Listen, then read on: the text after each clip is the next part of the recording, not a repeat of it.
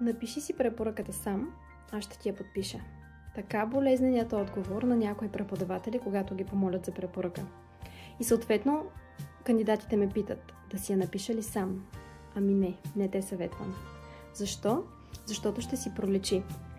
Погледът на академик върху развитието на ученик, неговите умения и представяне в клас прямо учебната програма е нещо, което не можеш да симулираш.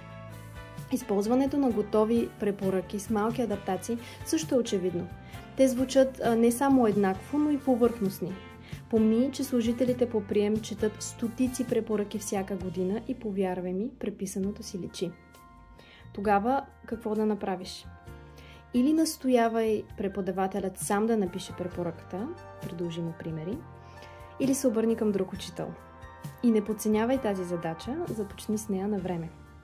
Примерни препоръки и още подробни съвети за кандидати в чужбина ще намериш в електронната книга наръчник на My Future Academics.